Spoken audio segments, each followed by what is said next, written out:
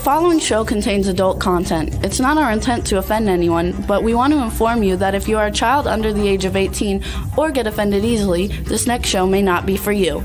The content, opinions, and subject matter of these shows are solely the choice of your show hosts and their guests, and not those of the Entertainment Network or any affiliated stations.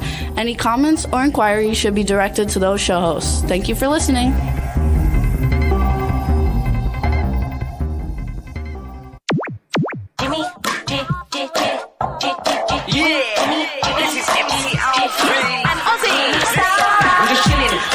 Sitting down and designing, where every man never thinking, what are we gonna be wearing? Yo, I'm a Liverpool MC, you can't trust me, big up the girls inside the party. Let's get down to crazy Jimmy, big up myself and known as Alfie, the one and only, the Turkish MC. Always love the clothes of Jimmy. Bitch, I'm your wanna be, Jimmy Star, new celebrity. We'll take you out to Jimmy Stars. He'll dress. What's up, everybody? Hello, and welcome to the Jimmy Star Show with Ron Russell, bringing you the good times in music, fashion, pop culture, and entertainment. We got a great show for you guys today. We have Eric Roberts coming on, which we're looking very much forward to speaking with. We also have Grammy nominee John Butcher coming on. We have a ton of people in the chat room. It's going to be a great show. Before we say hi to everybody in the chat room, let's say hi to my cool, outrageous man about town co-host, Mr. Ron Russell. Well, I'm not too cool today because, I had bronchitis and they gave me steroids with antibiotics, and now I'm hallucinating at night when the dreams are like, forget it, like you're tripping, and I'm in pain. Everywhere there was an injury in my body now aches, and I had a lot of injuries. So I'm going to, force out a good show only because I'm such a fan of Eric Roberts. I mean, really and truly, I've watched his body of work since he started. He's one of my favorite actors. I know it sounds like bullshit, but it's not. No, because you never say anything. No, I never say. I never say anything that's not true. I'll explain that to Eric when he comes on. Eric is a very strong, powerful actor, and that's what I am. When I work, I like to be strong and powerful also. When Eric works, he engulfs you into his character. He brings you he's really good. He's really a good actor. It's going to be a lot of fun, you guys, and he's got a new movie that's premiering Saturday. We're going to. I'm getting all dolled up in one of my jazzy outfits, and we're going to go on the red carpet, and we're going to see not only Eric, but Eugenia Kazmina, that gorgeous, beautiful Grace Kelly of today. And she's co-starring in this movie, and I love Eugenia. She's a sweet friend of ours. Absolutely. So it's going to be a lot of fun. So let's say hi to the chat room. The chat room is going really quick. There's lots of people in there. Hello. Teresa Sabins in Florida. B. Claudia in Germany. Angela Joseph in Colorado. Backpack John, wherever he is. Hold on. Artist Miss Kim is in the chat room. Jerry G. Angelo's in the chat room. He's going to be helping us on Saturday, actually. So we appreciate that. And hello, Australia, and hello, London, all of our friends. Oh, and Dawn Hinton is in the chat room. I don't know. She said she overdosed watching Eric Roberts movies yesterday. Boomer Mays is in the chat room. I know I saw before. I'm sorry, you guys. It's not going fast enough. Oh, Lady Lake Music is in there. So what's up, Cindy, Lady Lake? We're going to have a good show. It's going to be a lot of fun. And we're looking forward to it. And he'll be coming on shortly. Well, he's a very intense actor, so I'm expecting an intense personality. Mostly actors when actors act, they're not too far from who they really are. I know that in my case, when I'm working, if I'm playing a mafia hood, which I'm always playing, it's easy because I was raised in that sort of an environment, and that's kind of my personality. And Eric Roberts was raised, of course, you know who his sister is, and he was raised in that whole environment. His sister is Julia Roberts, and his daughter is that Emma Roberts, that drop-dead gorgeous girl. So it's a it's a great family. It's almost like the Barrymore family. They're just such talent that goes from brother to sister to daughter. It's amazing. Also, we want to give a shout out. Jimmy is in the chat room from the Aquarius View. Is in the chat room. Hey, Jimmy. And I don't know. It's just going by too fast, but they love our colors. So thanks, everybody. And Ron's got his pink watch to match his pink shirt. For what's her face that Dawn. likes to know my watches. Dawn. They said we both look great. So it's all fun, you guys. Everything's fun, and we're looking forward to it. We got a bunch of cool events coming up. We're going to a fun event tomorrow night. We're going to the premiere of the new movie Swan Song, starring Udo Kier, Jennifer Coolidge, Linda Evans, and Michael Urie. Linda Evans. And I will see her. I met her years ago at a convention, and she was just the sweetest, nicest, most friendliest girl in the world. And I said to her at that time, I had my TV show, Set the Record Straight, and I wanted to interview her. She said, honey, just send me an airline ticket. I'll fly down, because she lives up in Washington State. She said, I'll fly down and do your show. So Linda Evans is a trooper. She's a real actor and a sweetheart, and still a very beautiful woman who's kind of up there in years. she's fabulous. She still looks terrific. She's still a beauty. She was a beauty all her life. So it's all good. It's all fun. I think everything is going really good. Hope you guys' weather is better than ours here in Palm Springs. It's so freaking hot. You can't even stand it. 123. It's so hot. You can't even like go outside. I went out yesterday shopping, and I leaned against the car coming in, and I burnt my thigh. The metal was so hot on the car, this car door, that it pressed against my thigh because I had shorts on, and it burnt my thigh. It's dreadful. It's just painful, horrible weather. But soon it'll be the best weather in the United States of America. Come September, October, November, you want to be in Palm Springs, because the weather is just breathtakingly beautiful. Absolutely. It's so much fun. And we only have 3 mad months. It's like 3 months. Three months that are really unbearable. Really. And it's either that or snow, because in New York, where I lived, we had 3 months of freezing cold snow. Temperatures of 9, 8, and 7, which are ridiculously freezing. And I prefer to roast than freeze. Well, I think I like both. It's easier. Here you could go in a pool or go in an air-conditioned house, car, and you could beat it. But in New York, when it blizzards and snows and ice, you have to drive in that. You can't sort of, it's very difficult. It's a much easier life living in Palm Springs. Absolutely. And all our celebrity friends are here, so we have a nice environment of good people and friends. Absolutely. And our dear friends are in LA, like Sue Wong and a bunch of other people who are sweethearts, really kind, good, real friends. So Hollywood is not all bullshit like people say it is. There are a lot of users, climbers, and phonies. Yeah, I agree. But the majority of the people are nice people in Hollywood. All our actor friends are just wonderful. We love them. They're all kids, of course. They could be my grandchildren. Hey, I'm 81. I hang around with kids 35. So they could be my grandchildren for sure. But they're all hopefuls and wannabes, and they want to be stars, and they want to get great parts and work hard. And I love being around that sort of energy. It's a wonderful energy to be around at my age, instead of being around old people who complain about aches and pains. Like me. Like you, Jim, right? No, I like being with the younger people. It keeps me young. It definitely does. When is Eric coming on? At 12:15. At 12:15? Yes. So what time? I have a quarter to 12. I know your watch is a little My watch is a slow. little screwed up. He'll be back in about 7 minutes. I think 6 my or 7 battery minutes. is going on this one. My sweep hand is not really working. That's hilarious. So everything is good, you guys. Oh, everybody says they love Sue Wong's Facebook posts. Yeah, Sue Wong's Sue an Wong, angel. Let me tell you about Sue Wong. A lot of people have written to me and said she's a show off, she's a phony, she's a braggart. She thinks who the hell she is. She likes to flaunt all her goodies at us hardworking people. And I respond with, Sue Wong is the most generous, sharing, kind woman you'll ever meet. She is nothing like what people think she is. She loves to share her intelligence and writings of inspiration. She every day posts 4 or 5 things that inspire people who are down and out, people who feel that it's not coming their way, nothing is happening good, people who have bad health. Everything she writes is to inspire you, to say to you, positive thinking, feel good, don't let an illness get you, beat it. She's a wonderful person. I adore her. Listen, if she was one of those phony crap-ass show-offs, I'm the last person in the world. Hey, I'm from New York, Brooklyn. We hate phony balonies. If you come on to us with the bullshit, we know right away you're full of crap. And we ditch you. Get out of here, you jerk.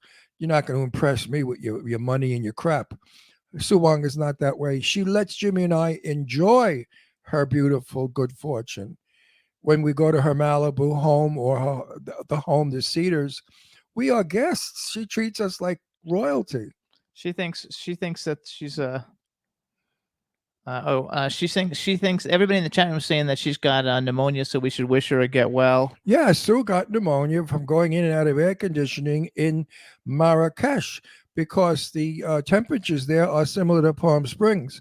And I think that's how I got my bronchitis, was going in and out of from air conditioning to 118 degrees. Then your body is burning. Then you go back into air conditioning. And I think the body can't take that sort of shock. Don't forget, when nature built us, it didn't build us with air conditioning. It built us to live in the environment and get adjusted, acclimate to the environment. But now man has made air conditioning, so therefore the environment is no longer one environment. It's ice cold and burning hot. Right, James? Yes, absolutely. Keep talking for a minute. Keep talking. That's easy for me. But anyway, I'm excited about, I really don't get too excited about too many of our guests because we know most of them. I've worked with so many of our guests, so they're friends, and it's okay. I like it. But Eric Roberts, I'm kind of excited about because, I remember one movie he was in that stuck in my mind, and I can't think of the title. Maybe he can help me when he comes on. He was just brilliant in it, absolutely brilliant. He pulled on the strings of my heart. It was a bunch of guys in a house, probably out on Long Island or somewhere, and they have AIDS.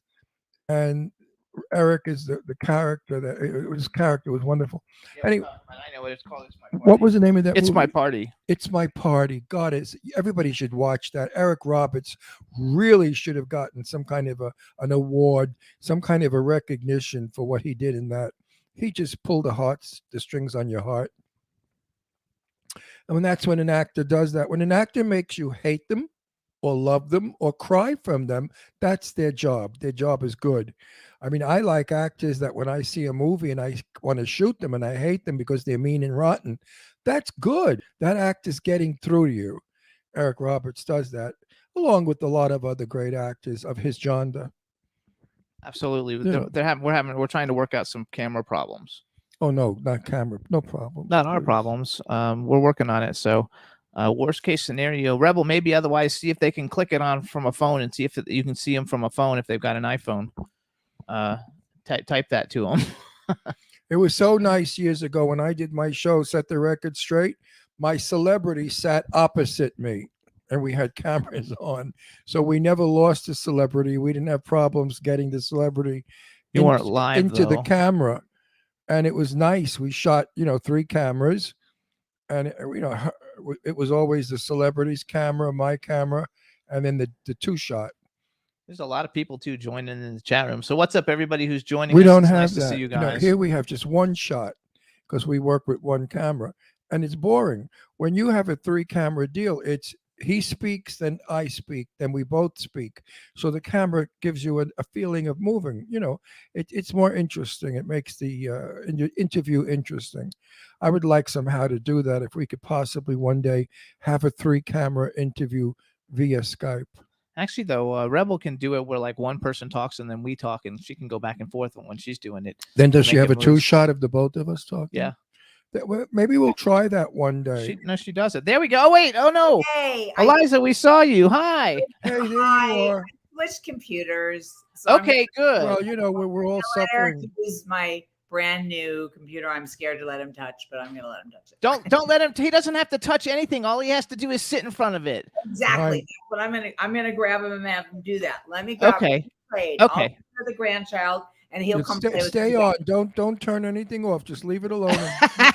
Go and get him. You bet, guys. Okay. Mwah. Big kisses. Thank you so much. sweetheart. You Thank guys too. That's Eric Roberts' wife. You recognize her because she Yes. was actually in Animal House. You guys. Yes. She was in Animal House. She's fabulous. She's also his manager and does all kinds of fabulous things. And I've And heard she's a wonderful lucky things. gal to be married to such a great actor. And he's a lucky guy to have such a fabulous Yes. wife. Well, it's a good marriage.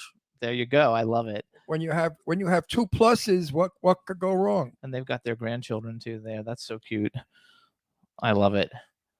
So we're all working hard, you guys. This is going to be a lot of fun. Hope everybody enjoys this. This is a a treat for me, just because I've never met Eric Roberts, even though I believe he's in Sean Kanan's book, Success Factor X. I think you're right. I think he is, that I wrote the thing too, but we didn't get to Well, meet isn't him. Sean Kanan friends with Eric? Yes, I think so. I know we're going to ask in a minute. We'll ask him. And also, because Best of the Best is one of my all-time favorite freaking movies. I watch it at least once a year. And Eric Roberts is the star of that, and it's a freaking awesome movie.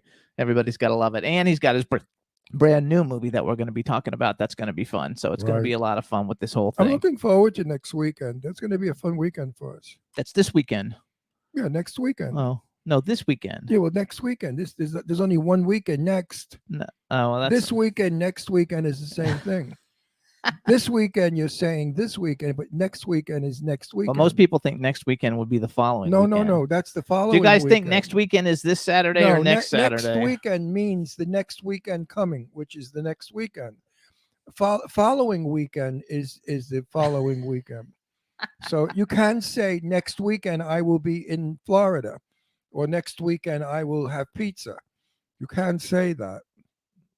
In the chat room, they're staying out of it. You're not going to say this weekend is possessive. If I remember my grammar correctly, is possessive. Next weekend is not. That's right. Right. There we go. Here we go. Hello. Guys, I'm sorry to hold you up. Oh, no, you're doing No, good. don't How worry you about it. doing? Great. Thanks Listen. for asking. Listen, Eric, before we go 1 minute further, Don't let him touch anything.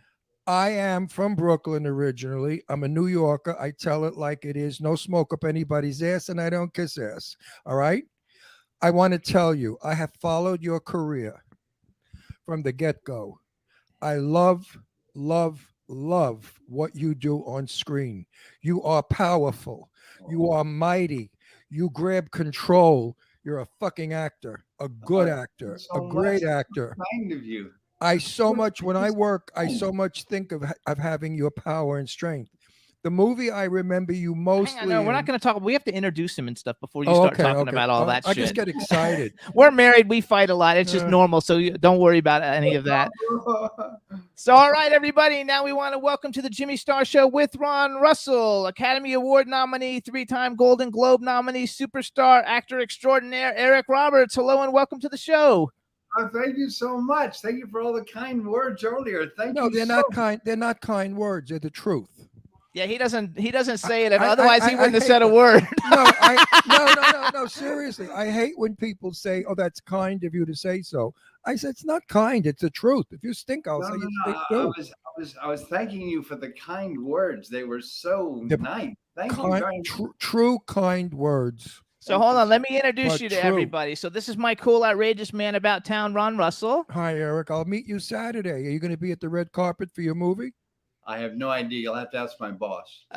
Oh well, I would like to meet you and have some pictures with you because Cosmina is a dear friend of Eugenia. ours, Eugenia, and she's gorgeous. She's like the new Grace Okay, Kelly. hang on. Let me finish the introductions. Why do you always have to step on So my I'm Jimmy lines? Star, Eric. It's super nice to meet you. We have a chat room with about 30 countries in the chat room. So please say hi to everybody in the chat room. Hello, 30 countries. Wow, cool. And then we have one lady who's a real big supporter of the show. Her name is Dawn, and she said she watched all your movies, like 10 of your movies yesterday. So please say hi to Dawn. Hey, She's Dawn, asking me thank you for there- watching movies. There you go. All right, now we got you ready to rock and roll. Man, you look fabulous too. I want to tell you. So before we even knew you were coming on, because we're stuck inside every night with nothing to do except for when we get invited places. So we're on looking at movies all the time, and we watched one of your movies the other night, and it was called The Nature of the. No, that wasn't it. Final Analysis. And man, were you a motherfucker? That's my wife's favorite movie I'm in. Oh my God, it was a great movie. Well, again, you belted it out. I hate to keep bringing it up, but some actors are so wishy-washy that when you see them on screen, you fall asleep. You say, "Come on, get with the program. Can you act a little, maybe?" You exhaust me because you have such power on screen. That movie I'm talking about, what is it called? Oh, he likes. We're gay too, by the way, because we're married, and he loves It's My Party. It's My Party. You absolutely destroyed me in that movie. Thank you so much. No, you really One of destroyed the me. few You were hardest jobs so. I ever undertook. You should have gotten an award for that movie. There should have been some kind of a something for you Academy because Award. you did your guts. That was a gut movie. Thank you. You threw your guts at the camera. So, you guys, the films we're talking about: Final Analysis with Richard Gere, Kim Basinger, and Uma Thurman, which is just a sick, awesome. I mean, he is I love Uma. He's such a fucker in it. Leaving out a great director, Phil Joannou. He's a fantastic director. I love it. And then It's My Party, you guys, with Bruce Davison, Margaret Cho, Lee Grant, Olivia Newton-John, George Siegel, Gregory Harrison. I mean, there's a whole bunch of people. And that was a great movie. And it was also the first gay movie I think I had ever seen, except for Making Love. I don't think it was a gay movie. I think it was a movie Well, about the gay it was topic. a movie about the times. It was not a gay movie. This movie was telling it like it was back then when it was when everybody was dying, and Eric did a beautiful job with it. So we're going to make sure that we talk about your new movie too, but we have to talk about a few other things first, because first of all, and like Ron and I like different movies, but for me, because I watch Best of the Best at least probably like every 6 months. It's like my favorite freaking movie like ever. And I don't like a lot of martial arts films, but I like all those films. Can you tell us a little bit something cool? Because I know it spawned a whole bunch of other films, but it's such an emotional, cool, especially now during the Olympics, thing to watch. I just watched it the other day because of that.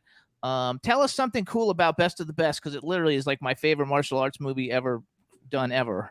Okay, something that the people wouldn't know. You mean, right? Yeah, something fun. Let me see. Dehan coming to the rescue in Best of the Best Part 2 was only thought of last minute. He was not going to be in Part 2.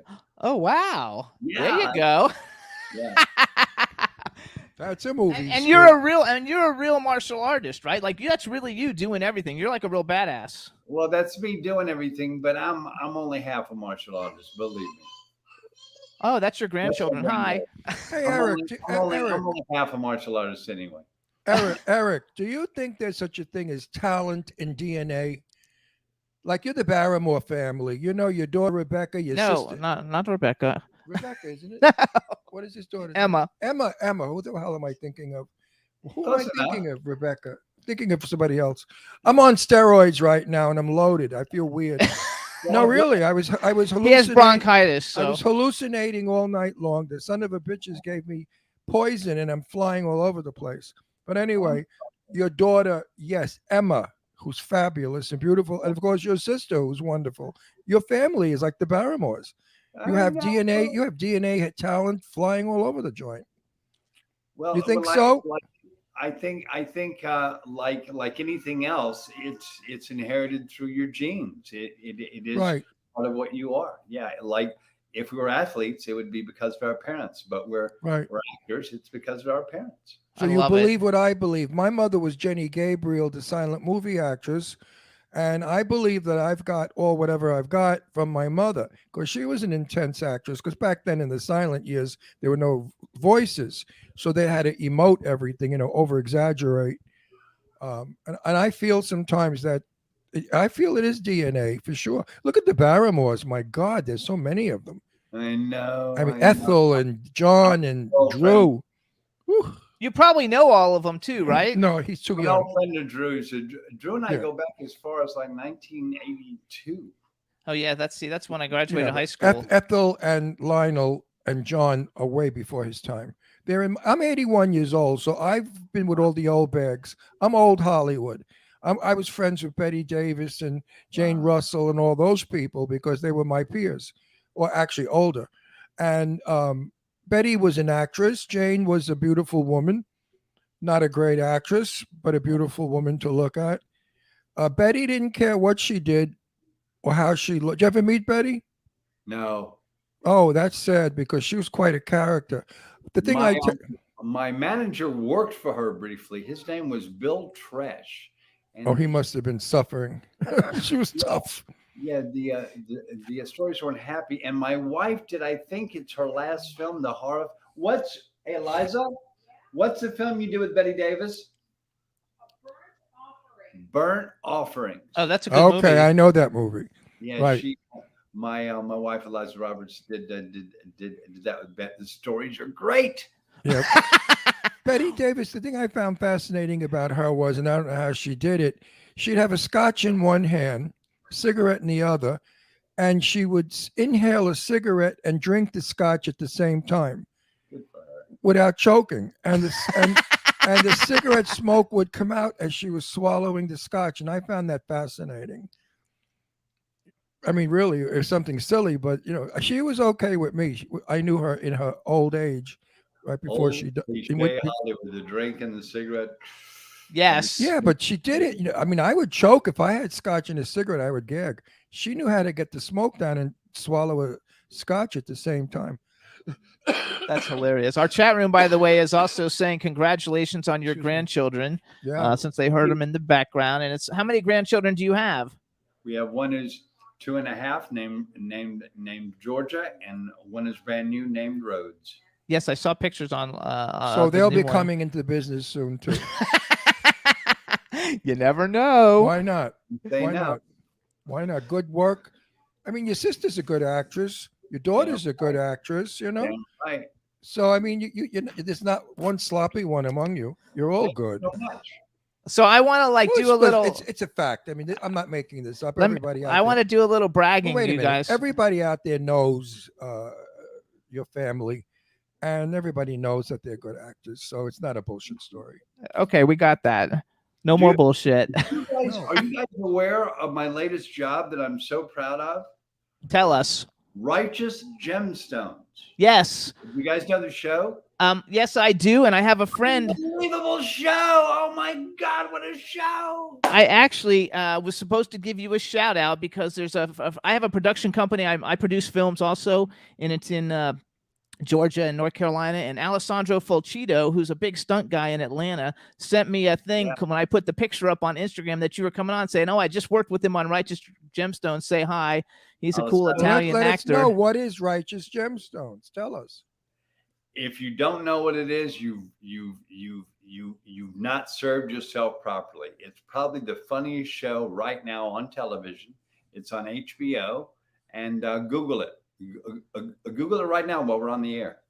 It's hilarious. Okay, I'll Google it while you guys are chatting. We'll watch it tonight. Absolutely. Yeah, it's going to make you so happy. The first season was a huge hit, so we just got through with season 2. It hasn't aired yet. And I play an old friend of John Goodman's who shows up out of his past. Oh, sounds interesting. I like when I do past stuff. So here we go, you guys. Righteous Gemstones, well into the second generation of a grand televangelist tradition, the world-famous Gemstone family is living proof that worship pays dividends in all sizes.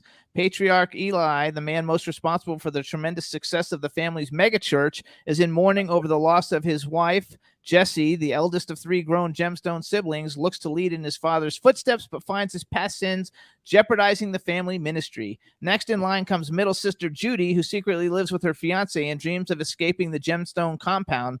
Rounding out the dysfunctional trio is pseudo-hipster Kelvin, the youngest of the preachers and a thorn in Jesse's side. As the family battles numerous threats to the renowned religious empire, they continue to spread the good word and make a solid buck doing so. I watched, I think, the preview. I mean, the very first episode of it. Sounds really good. It's such a good show. I'm so proud to be on it because it kills. So are you in season 1 or you're only in season 2? I just started in season 2. Okay, so we need to watch season 1 to catch up on it. So when they release season 2, we can see you and we'll know what's going on. All right, everybody. So watch Righteous Gemstones. Eric, Saturday, the movie that we're going to see, it's your movie. We're driving in. It's 100 miles from Palm Springs to LA. Is it worth it to drive to see that movie? I gotta be honest with you. I have not seen the movie. So I'm not responsible. I'm just in it. Actually, I'll brag for it a little then bit. If you're there, we'll make the drive just to see you. No, we're going to see Eugenia. Be there. And Eugenia. I know. Eugenia is very good friends with a friend of ours, Sue Wong. And I think that Eugenia is probably one of the most beautiful women of it. As beautiful as Charlize Theron. What do you think?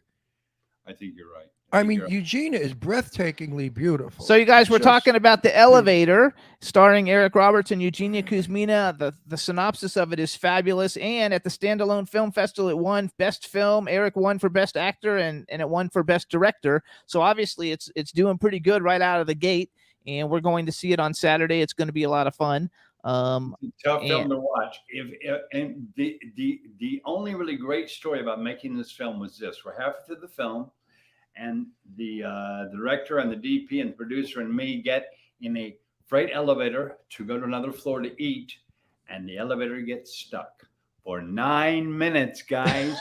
And what occurs to you when you get stuck in an elevator? I'm like Para- claustrophobic, so I paranoia. would like be freaking out. Yeah. Or the But it cables are going to break and you're going Elevator to is this. descend. I hope I don't have to go to the bathroom anytime soon. Right. Yeah. And then it occurs to me. And see, and I would get nervous and have to go probably, so it would be terrible. It No, was I would feel that I hope the cables are okay. Because my wife is also claustrophobic. You can imagine she wasn't with us, thank heaven. Yes, which your wife, by the way, is fabulous. Eliza, thank you so much. You're Yeah, fabulous. Eliza, what's up with you? What are you doing next? She's not in the room right now, guys. Oh, So I want to like brag a little bit, you guys. First of all, you've done a bunch of films with some friends of ours, and a bunch of them are in the chat room. There's you just did the Mahal Brothers Arena Wars, and we have a ton of friends. Sherry Davis is in that, and a bunch of people are in that. now you know it's Sean fine. Kanan, right? Oh it's yes, fun work. yes, it was fun. And then You know Sean Kanan. Oh, sure. So we have- Sean's a good friend of ours. we have a 6 degrees of separation with Sean Kanan because, you know, like 2 years ago when his book came out, Success Factor X, you're one of the celebrities that wrote their idea of success. And I actually wrote the foreword for the book. Oh, good for us. So, and I was hoping we were going to meet you then because we did a book signing and there was almost everybody was there. And I was like, oh, damn, we didn't get to meet Eric Roberts. I can't believe it. So I'm happy that you're here now. Let's brag a little bit though, because like I was an extra in The Specialist. I used to live in Miami in Fort Lauderdale, and that was a fucking great movie with one of the greatest songs ever for like any movie ever, starring James Woods, Sylvester Stallone, Rod Steiger, and Sharon Stone. I mean, like your movies are just amazing, so I'm just bragging for you. We got Runaway Train with John Voight and Rebecca De Mornay, The Pope of Greenwich Village with Mickey Rourke and Daryl Hannah. That was a good movie with Mickey. One of my favorites is The Nature of the Beast with Lance Henriksen, which I don't even know if other people know that movie, but Lance Henriksen is like one of my favorite actors. He's been on the great. show. And that was such a creepy movie that, you know, you don't figure out till the end. Don't really. tell. Don't I'm not tell. going to tell, but everybody needs to go see. Do you have any cool stories for Nature of the Beast? Because there's a lot of horror movie people in our chat room too. Just the actual story is the real beef on that. Yes, everybody needs to see it. Good movie, man. That's a good movie. I hope I work with you one day because I do a lot of horror movies. Well, call me. Send me a script I'll like. Oh, Seriously. I already am talking to some people now that I can, now that I know that your wife is your manager. We also got The Dark Knight, you guys, with Christian Bale, Heath Ledger, Aaron Eckhart, Michael Caine, Cillian Murphy, Gary Oldman, Morgan Freeman, and The Expendables with Sylvester Stallone and Jason Statham. That's his favorite. Jet Li, Randy Couture, Steve Austin, and Dolph Lundgren. Hey, Eric, how would you like to play the head of the mafia? A mafia don who has a lot of lines. And he's a very important character in a movie I'm doing with Lainey Kazan. She plays my wife. Actually, Sean Kanan's wife is directing it. Yeah, and Sean Kanan is in it also. And we're Call looking for a mafia Call head. the boss, he said. Call I my will. boss. I will call the boss. You know, you have to be real Well. Brooklyn moron, ignoramus, stupid. You know how they are, the I Brooklyn don't know if I people. can do that. Well, it's a difficult role. This is a black comedy. It's a comedy, and the mafia king has to be humorous as well as threatening. I'm very serious and dramatic actor, don't you know? Yeah, well, no, of course I know that, but sometimes comedy. No, he's got some good comedies too. I do drama all the time, and I like comedy once in a while because it breaks it up. You don't always want to do drama. It's nice to do light comedy. I'm with you, pal. Anyway, we'll send you the script. See if you like it. So I have some questions. There's a lot then. of Let's lot go. of dialogue. Oh my God, the lot of chat room's just dialogue. freaking out from him too. So the chat room's all freaking out.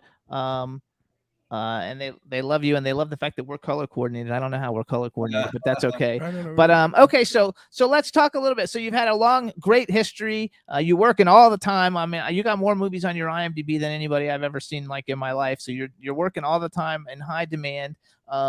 Do you have certain projects that are like the projects that you think kind of like are your favorite ones that you've ever done? or the ones that are the most memorable maybe for you? Maybe not the most memorable because of some kind of experience that you had on set.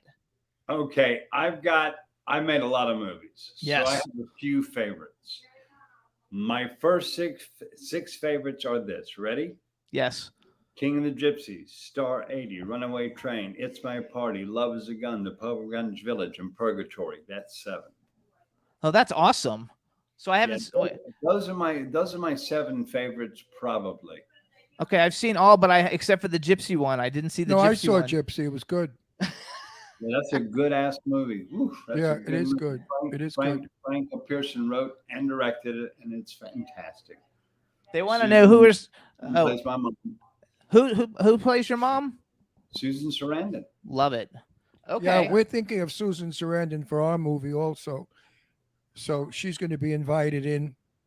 I like You love can't it. They're all find saying better. that in the chat room they're all saying Star 80. They all love Star 80. So everybody plugged into almost all of those. And Well, so That's the best docudrama ever made, bar none. And I will back that up to the day I die. That's the best docudrama ever made. Bob Fosse. I love it. I like Pope. I thought Pope was a very interesting movie for the time. It was kind of a different. It was a trendsetter. What don't you think? Pope was different. It I wasn't a do. typical. It wasn't a typical movie. Like you went in and saw it, and you walked out thinking, "What did I just see?" You know, Well, it's interesting. You saw a culture in a time and a place that was only there. Right. Absolutely. I found it very, very fascinating movie, and the performances were good. You and what's his face, Mickey Rourke. Mickey were fat. No, Mickey's another great actor. You know, he's another intense bull actor, and the two of you really were. That's everybody watch that movie, The Pope of Greenwich Village. Greenwich Village. I finished the sentences. Speaking of great Rent it. performances, did you guys ever see a movie called Barfly? Yes. Yes. It stars Mickey Rourke. It's an unbelievable performance. Oh my God, take your breath away. I love it. In the chat room, they want to know who are some of your favorite female. Wait, hang on. There are Oh. 3 actors of your genre: genre. Mickey, you, and Madonna's ex-husband. What's his name? Sean Penn. Sean Penn. Sean Penn is another intense actor who I love. I love to watch Sean Penn work. He's Yeah, good. he's a wonderful person to watch. I'd love to see the 3 of you in a movie. There we go. Call somebody. Set it up. I mean, hey, I will. I like to it would set be it up. overwhelming. I don't think the audiences could take the power of the 3 of you. It would be exhausting. That's hilarious. In the chat room, they want to know who are some of your favorite female co-stars that you If had you fun do working with. You leave people out. Oh, okay. So people that were memorable. Okay, my 2 favorite female co-stars were probably Kim Basinger and Eliza Roberts. There you go. Yeah. That's freaking awesome. Kim Basinger, what a beauty. What a Absolutely. great actor. What a fantastic actor. Yeah, she's good. She's good. But Because she was- she's so beautiful. She takes your breath away physically. We forget what a great actress she is. My God, she's phenomenal. And she was. Well, she's one of those actresses that I call a relaxed actress. She doesn't act. She is the part. She doesn't act the part. Good And for that's you. what makes her And so Final good. Analysis is really such a great movie. Like I had forgotten about it till we watched it the other night. I think it was on Tubi. Tubi has everything from the 80s and 90s and early 90s on there. Okay, so let's do a bucket list. Since you've worked with almost every major star in Hollywood, who's a male and female that have yet gotten away from your grasp, but that you think would be fun to do a film with? And then thinking in the background of the same time, if you could have ever been in any film that's ever been made, what film would you have liked to have been in? If I could have been in any film that's already been made that I wasn't in, it would be Sierra Madre, Treasure of Sierra Madre. Wow. Those guys and That's that a damn director. good script. And yeah, what a story, huh? Bogart was fabulous in that. That movie. And what was the other part of that question? The other part of the question was a male and female actor, actress that you have not worked with yet that you think would be fun to work with. Oh gosh. You've worked with almost everybody, so it's hard. I really want to work with Brad. I There we really go. work with Brad. Brad Pitt. Brad Pitt. Is there another Brad? I really want to work with Brad Pitt. Let me see. You know, I like a lot of women. I like Angelina Jolie. yeah, well, she's a great actor. She's a You great bet. actor. You bet she Uh, is. I want her to gain weight. I want her juicier. You know what? If I name one, I'm gonna leave 8 or 9 out. Okay, give us 8 or 9. Now, an old question. Would Yeah. you have liked, I would love to have seen you work with Anna Magnani. That'd have been cool, man. I Or think with that Anthony the Quinn two, was the, someone I always wanted to be a peer of. Anthony Quinn, Marlon Brando, Montgomery Clift, all those guys who were dynamite actors. And fabulous. that kind of acting was like, oh my God, look at that. It blew your mind. My dream would have been to work. I've worked with Sophia Loren, but I'd like to work with Anna Magnani. But of course, it's impossible. She's dead. But I think that Anna Magnani will draw out of you every bit of talent you have. And she was a helper. She was a brilliant, brilliant actress. Brilliant. So For the day, if she was in a time when nobody looked pretty, and I mean, she didn't care, hair, no makeup. She just went out there and acted. It was wonderful. Wonderful. Tony Francioso and I were friends, and he used to talk about Anna when they made Written on the Wind, and how wonderful she was to work with. you gotta love it. So to give you a little background with Ron, so Ron used to have a show called Set the Record Straight on TV here in California, and he would interview like a lot of the legends like Lauren Bacall and Tab Hunter and Betty Davis, and Jane Russell was his good friend. So he would interview like All Tippi the- Hedren, like all the older legends, all the legends. So he like knows all the, like, if you go turn on Turner Classic Movies, like he knows who's in every single like movie, even like the obscure movies that nobody saw. He knows who's in all of them. It was my business of the day, and I love the old. Somebody once argued with me at a luncheon that the old movies, nobody could act. It was horrible. That only actors work today and act. I said, no, let's clear up one thing. There's a word called act. If you are acting, you are portraying a part. Today, if you are yourself, you're not acting. You're simply reading lines. And that's how I still feel. Yes, in the 40s, it was corny. Yes, Why Ask for the Moon When We've the Stars, things like that were corny, but we loved it. We fell in love with we had romance. We had love. Today, it's, I'm going to shoot you, bitch, right between the eyes. And, that's not the kind of dialogue I'm happy with. When a man talks to a woman. He actually likes the classic movies, though, because he picked one. Well, he is a classic actor. He's a hangover from the guys he just mentioned. And I hope you don't mind me calling you a hangover, but you're a hangover. No, you're the next generation from the Brando, Newmans, and Paul Newman, all those wonderful, wonderful actors who really could act. They really could. So much. And one of my favorite people I ever worked with was my first movie, my first fake grandfather in a movie, and it was Sterling Hayden. Oh, Sterling, yeah. What a guy, what an actor, what an everything. He was just a complete human. Totally understated, totally not recognized by Hollywood.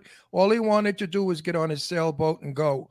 He couldn't care less about acting. He couldn't care less about. Betty Davis told me, because she made a movie with him called The Star. And I asked her about Sterling. I said, what was he like? She said he was the strangest guy in the world, Ron. He hated the business. He hated coming to work. He hated working. All he wanted to do was go on his sailboat and sail away. And that's what he did. Did you hear the story about his divorce? He and his wife were having a custody battle. And he said, look, you win. I can't afford this anymore. I'm going to take the kids out on the boat over the weekend. I'm going to bring them back. And this is done. We're done on Monday morning. Okay. See you Monday morning. Blah, blah. He left and he brought them back 12 years later when they're old enough to make their own decisions. He went to Paris and he stayed there for 12 years. Well, he was a very handsome man, 6'5", 6'5", sort of a Troy Donahue, Tab Hunter type. and he was a very handsome man. I have a weird question for you, and it's actually a request from the chat room. So B Claudia, she lives in Germany. She's like the greatest, coolest lady, and she's an art collector. Actually, say hi to B so she can like freak out. Hey, baby.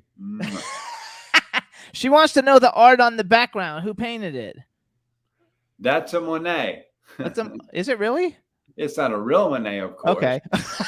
Well, it could be. You're Eric Roberts. No, I'm not that Eric Roberts. You'd have to make a lot of movies to buy a Monet. Oh man, yeah, A lot of movies. yeah. That's a print of a Monet. So, Eric, what do you like as a person? Like, who are you? Are you a regular Joe? If I came to your house, I'd have a coffee with you, sit and we bullshit, shoot the breeze. Or are you a Hollywood star and you have attitude and you think who you are? Who are you? Well, of course, you know how I'm going to answer that question, but Hopefully, yeah. It's interesting when you become recognizable, it becomes a job to be recognizable, in that you have to take care of everybody who recognizes you, because if you don't, they hold it against you. Yes. Absolutely.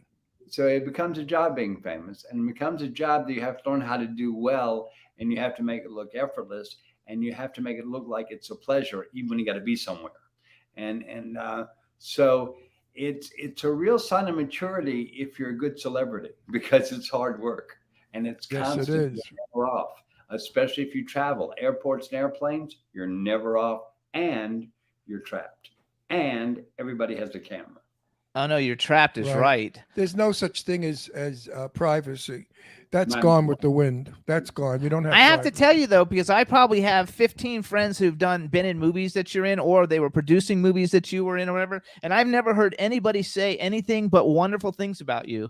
And Yeah, I and have people too that your name has come up in a couple of things. Yeah. everybody speaks very highly of you. So I right. think you're doing a very good, mature job at handling all the like fame thing. And I didn't even think about being on an airplane, being trapped. I mean, like shit, like if you're on the street, at least you can run to your car and drive away. But if you're in an airplane, you're screwed. No, I asked Betty about that, and I asked Jane Russell, who was my best friend.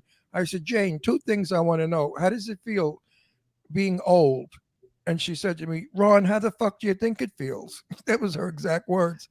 I said, it's painful, right? She said, well, I look at pictures of myself when I was young, and I look at myself now. Of course it's painful. She said, but you roll with the punches. Well, and those old broads weren't alive in the days of the cell phone camera. You know, back in those, you'd say where are the cameras, and you went the other way. Now everybody has a camera. There's nowhere to go. No, I know. Yeah, you're right. When I would go to dinner or lunch with Jane all the time, and people would recognize her in a restaurant, and they'd come over and they'd say, Miss Russell, can I have an autograph? And Jane would say, no, come and take a picture. And she took a picture with them because she couldn't be bothered writing the autograph. But Betty Davis said to me, and I love this story, I said, how do you feel about thousands of people constantly coming up to you in restaurants all over, annoying you and saying how much they love you? And she said, there's a story. We were at La Moustache and having lunch, and a bunch of gay guys recognized her, and they came running over and they said, Miss Davis, I adore you. I love you. I love you. And Betty kept saying, of course you do. Of course you do. Of course you do. And I thought that was so classic. I was hysterical laughing. She said, of course you do. You adore me, So she knew how to get rid of crowds. She agreed with them. She never went against them. But she didn't like it. She did not like people annoying her, especially when she was putting on lipstick or eating. She didn't like to be caught that way. Yeah, I think that's hilarious. So, well, with a career like you've had, I mean, I'm sure there's nobody who doesn't recognize you, because you actually, of course, everybody. You knows actually who hit it is. every age. He's 81, I'm 56, and we have a ton of people in the chat room. Probably a lot of them are in their 30s. So like everybody knows you no matter where you go. So I guess you're kind of like stuck, but at least you've got a great body of work to go with it, you guys. Eric's Instagram, you guys, is Eric Roberts Actor. His Twitter is @EricRoberts, and we got like 5 minutes left because I told him Funny we get him story, out. Richard Grieco. You know Richard, of course, Richard course I Grieco. do. And Richard and I were peeing next to each other at a red carpet. While we were peeing together, I said to him, do you want to come on my TV show? And he said to me, he was, excuse me for coughing. He said, I've never been asked to do a job while peeing. I said, well, now you have. And Richard and I laugh about it all the time. We talk I have about a it. peeing story as well. I have a peeing story as well. Okay. The last play that Paul Newman did at the Actors Studio, it was a 3-character piece. He played a judge. I played a lawyer who was his son, and his wife, and Joanne Woodward played his wife in the play. And we're rehearsing one night, and we both go in the men's room. There's a toilet and two urinals there, and we walk in there, and he's at one urinal, I'm at another. We're relieving ourselves, and there's a wall in between, but we can look over it. And another man walks in, and he goes to the toilet, and he's also relieving himself, standing up, and he looks over at Paul to see Paul's business. And it's kind of obvious. He's looking at Paul's business, and that says there's a star on the end of it. And I mean, Paul Newman, that was so cool. Okay. I was at the Beverly But the other word Hills. said, "There's I a was star." at the Beverly Hills Hotel, and who comes to pee next to me? Right, with all those the Beverly Hills Hotel has 100 urinals. Stalls. Yeah. Who comes next to me? But what's that? Warren Beatty. Warren Beatty. And Ah, Warren is peeing, and he smiles at me, and I smile back. But I never look to see his business. I wouldn't do that, and he didn't me either. But he was very polite. We were smiling at each other while we were peeing. I mean, that's funny, peeing with That's Warren great. Beatty. It's It great. kind of bonds you, peeing with How Warren many Beatty. people can say that? Right, they peed with Warren Beatty or Richard Grieco. Yeah. But you listen, we're human. We have to pee. We're not really we're not paper dolls. Which is actually hilarious. I love the whole thing. Right. So you guys, Eric. So what other things you Wait, guys? what's a Christmas like? Let's talk to the chat room. I wanna answer questions. Okay, go. There was a whole bunch of people in there. Actually, you guys write something in there. The biggest thing was the ask- artwork. They were like loving the artwork, and Ask him a question, folks. let's all get our cameras on and pee. We have a witty chat room. Which yes, we do. They're all like Eric, in what's there. a typical Christmas like at your house? Christmas, we have lots of families in the family. So what I do is I have a great big chair. I turn on football and open my gifts and sit down, and I have everybody's presents I want to give, and they can come get them. And I kind of hold court all day. And So you everybody play comes in. Santa. You play Santa. Kind of do. I don't go anywhere. I try not to. Sometimes I do. Right. They're actually talking about your wonderful hair. They want to know if you miss soap operas, which I didn't even know you No. did soap operas. Soap opera work is the hardest work there is Right. for an actor. And I was also never very good at it. And I know that. I'm my biggest fan. Don't get me wrong. I was never good on soap ever.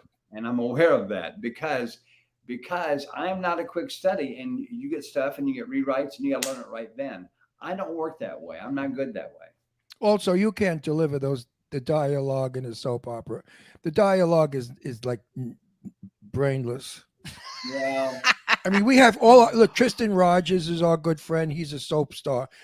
So is Sean Kanan. Michael the star. Damian. Michael we Damian have is all our of them. friend. We have friends. Every one of the soap operas guys are my friends. that's And the but I would hardest love to see them do a role that you did. They couldn't do it. They would not know how to do what you do when you work. on because- the soap opera. They're better than I ever was on Yes. a soap. Yes, on a Yes. soap. They're soap Not geniuses. They can read 40 pages in 1 minute and go out there and do 40-page dialogue. Tristan has That's told me art. this. That's an art unto itself. Absolutely. No, it's not. It's called reading lines. Now, when you work, you Love. study the character, you develop the character, you get into the character. And when I watch you work, I believe what you're selling me. Thank I you. don't believe it in a soap Oh opera. my God, they're asking hair questions. Like they love your hair, I guess, and I'm assuming that's your hair, right? Well, all these are all plugs right here. That's a bald spot. Is it really? Dang. Yeah, I know. I thought so. No, I got very lucky in the hair department. I got mom's color and I got dad's texture. So then they also want to know about what's your latest horror film. Have you done a horror film lately? I have, you know what? I'm really bad on the titles. Go to imdb.com. That can tell you everything better than I can about my employment. Do you like horror movies? I know you've done quite a few. Is it a genre that you would actually watch if you weren't acting in them? When a horror movie is good, there's almost nothing better. Yeah, but how many good ones are there? Yeah, I know. Very They all few, stink. but I love making them. They're fun to make. I act like a child on a set. It's just fun. It's like a great big I camp. agree. I have three of them out of mine right now, and I do them only because I like working with the kids. All the actors, they're my friends, and I love the set. But as far as the work goes, it's terrible. I hate it. I prefer to do feature films that are valuable and sensible. I think my parts are stupid that I play. You know, I think We I don't play horror films in our world. Yeah, I'm not a fan of I'm in a million, but I'm not a fan of them. I am. Not a fan. No. I love horror. I love cheesy horror films. I think they're fun. Well, my favorite horror film of all time is not at all cheesy, and it's Baby Jane. Oh, I love that movie. We just watched my it the other God, night. Right. Movie. I watched it the Yeah, other well, night. Betty didn't care for it. Betty got $60,000. She was broke At as the a bat. time, She at didn't the have any money. time, She was that broke. About $1 million. She was broke as a bat, and she got, I think, 60,000. She told me, and she hated the idea of being exploited with Joan Crawford. She just felt the whole thing was absolutely not who she was. She was very unhappy. with He watches it because he watched it. Well, I watch it because I love Betty and I miss her. But she did quite a few horror movies, and they were all to her dismay. She did not like any of them. She just felt Baby that Jane was fun to watch. That was a fun. Oh, I loved it. they were. Yeah, She I was being freaking loved she it was too. being sold short, is what she said. Now they're talking about they watched you on Burn Notice. It's one of their favorite TV shows. And say hi to Angela. She's one of the executive producers on the Mahal No, movie but you when just Eric, did. when Eric works, some of Eric's movies are very intense movies with a great character. You know, a good script, good character. That's the Somebody movies, was right? asking about Burn Notice. You know, Burn Notice was one of the most professional sets I've ever been lucky enough to be on. It worked like clockwork. Everybody was cool. Everybody had their lines learned. All the camera department was on top of it. It was a lot of tough camera moves. Everybody was cool. I believe, if my memory serves me correctly, we shot at an airport, a private airport hangar. It was hard, and that was a great experience. It was a great show. I lived in Florida then, and I was a featured extra on that one, so I made like way more money in like 5 episodes because I was anything in Florida, you know, you could get on, you could be and go on set and meet people, and so it was fun. Get canceled except Friends. That was Yes. a great show. We got a good run. I have God, 6 this was movies. every week, wasn't it? Yes, I loved it. Oh, I thought it was fabulous. I have 6 movies coming up, and I think how many are horror? 3 are not horror, thank God, and I believe 3 are horror. He's got 600 movies coming Well, up. he's Eric Roberts. I'm Ron Russell. There's a little difference. You here. gotta love it. So you guys, this is Eric Roberts. You gotta check out his new movie. I guess we'll let everybody know when it's distributed and it's out for everybody to see it. It's called The Elevator. You can follow him on Instagram at Eric Roberts Actor. Oh wait, he's in Sadie's movie, The Elevator. No, this is a different one called The Elevator. Oh. Sadie's is a working title, The Elevator. His Twitter is Eric Roberts, you guys.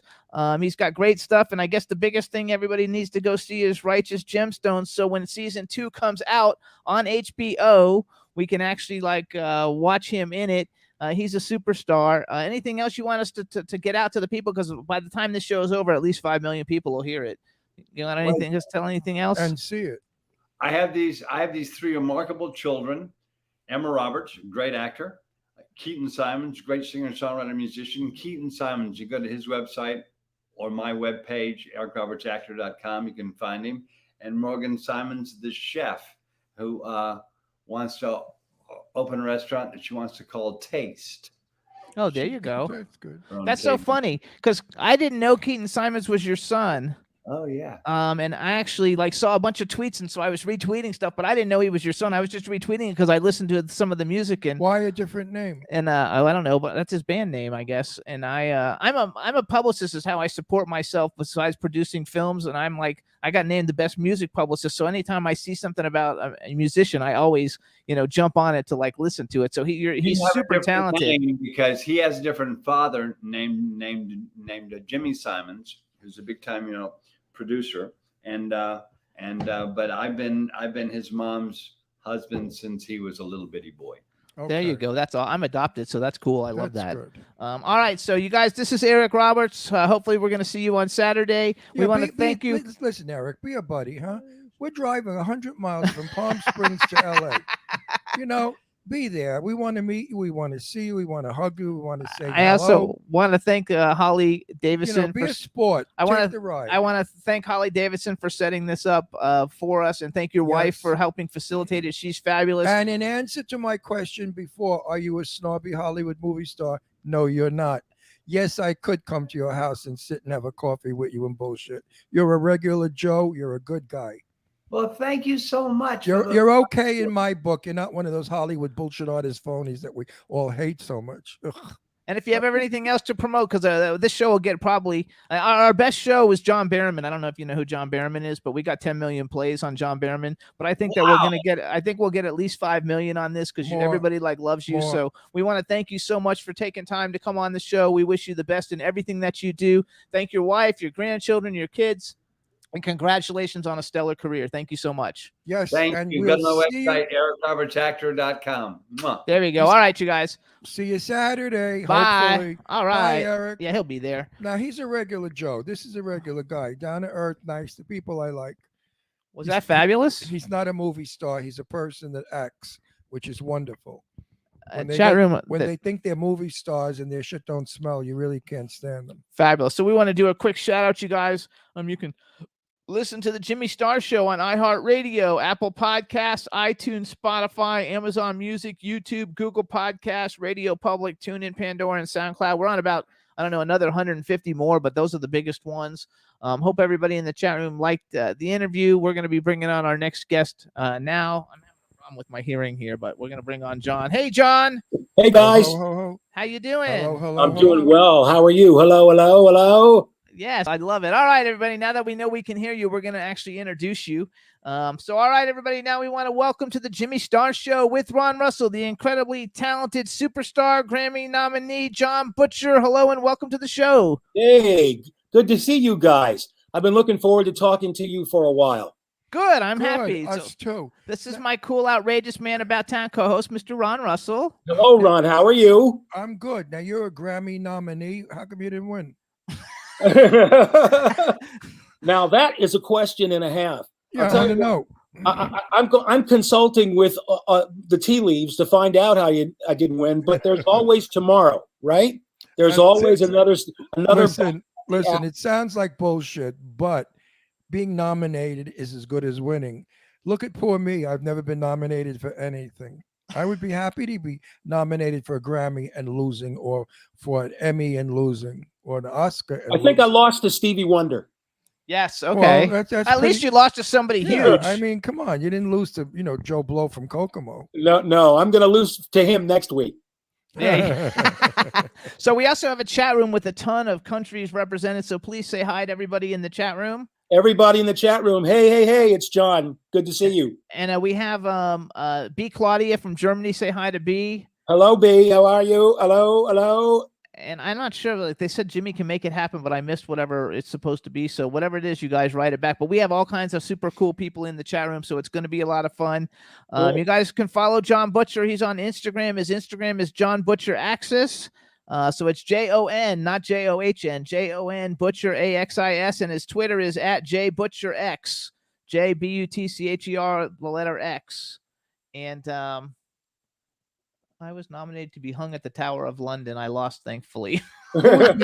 Who's being hung at the Tower of London? That was Dave from Stars Now it's not UK. me. Oh, Yes, it's Don't not let it you. So, okay, so where are you? You live in where do you live in Connecticut or someplace? No. I'm in Massachusetts. I'm north of Boston, Mass. by about 40 miles. I live on the seacoast in a little town called Gloucester, Mass. Oh, I've actually heard of that though. I think I've been there. It's beautiful. It's I a went up- tourist destination for a lot of people, but I like to stay all year. So Are they famous for their lobster?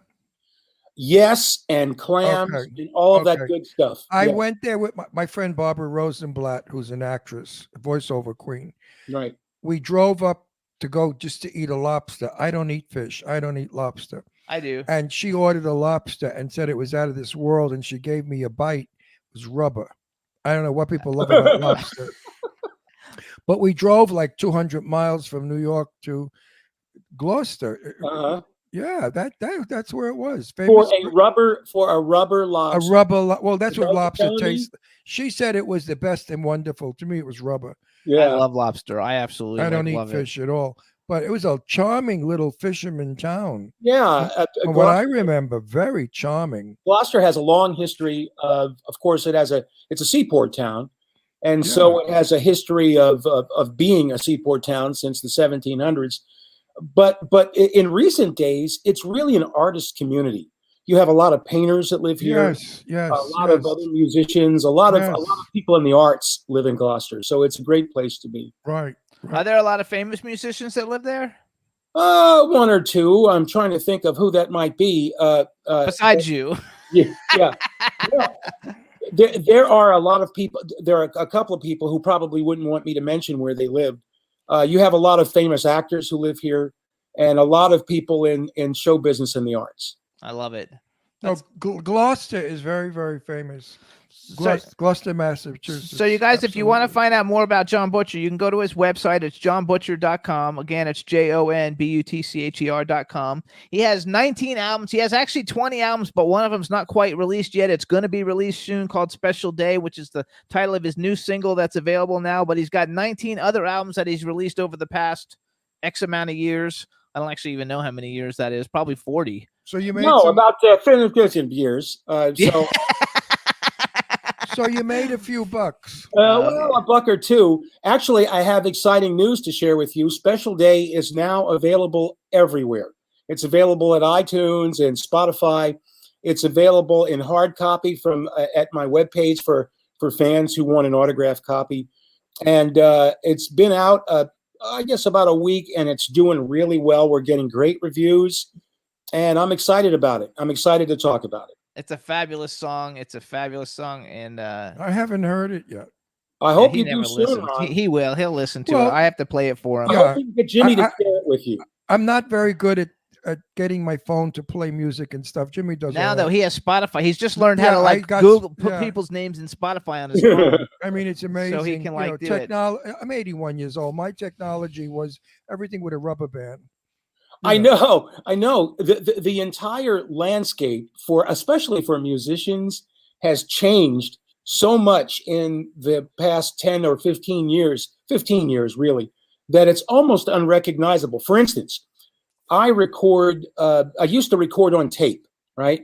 That's no longer a thing. No, We digital. digitally now.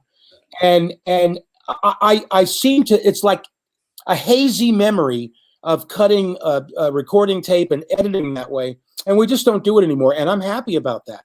I'm happy that digital recording is taken over the recording business, because it makes it easier for guys like me to make a record. Well, digital is good for one thing. It corrects mistakes. You are exactly right.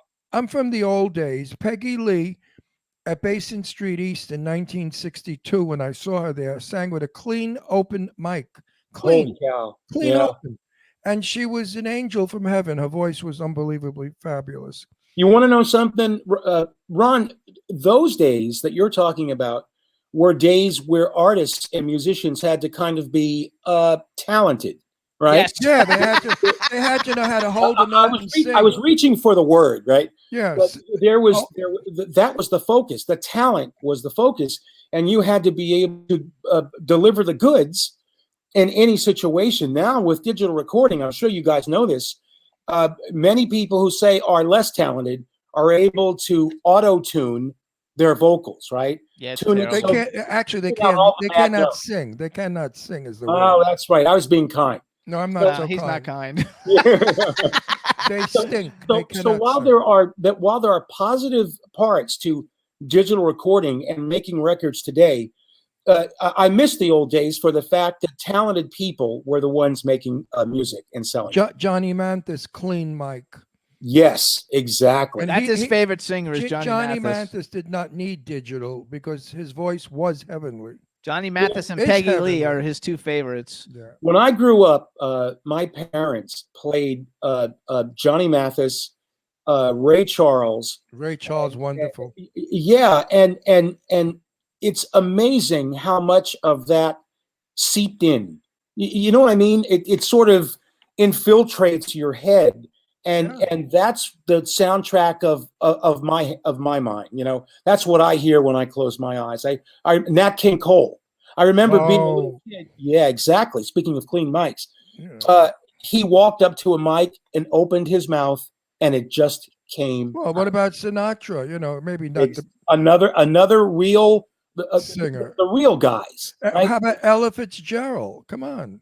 There are several. Ella never used a dirty mic. She was clean mic'd. No, and you know what else? The auto tune thing is really, you know, where you can take a terrible vocal by somebody who can't sing and tune it to the point where they can carry a tune. Now, I know it. I can recognize it as soon as I see it or hear it. I can hear it also. It Yeah, sounds yeah, like you recognize a it. robot. A robot. Exactly Terrible. right. It's not cool. I don't like it. I don't like it either. By the way, in the chat room, they're all saying you have a lovely smile.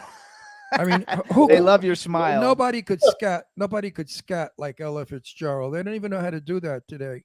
In terms of smooth voices, though, who could possibly be better than King Cole and Johnny Mathis? Just for smooth. You know what I mean?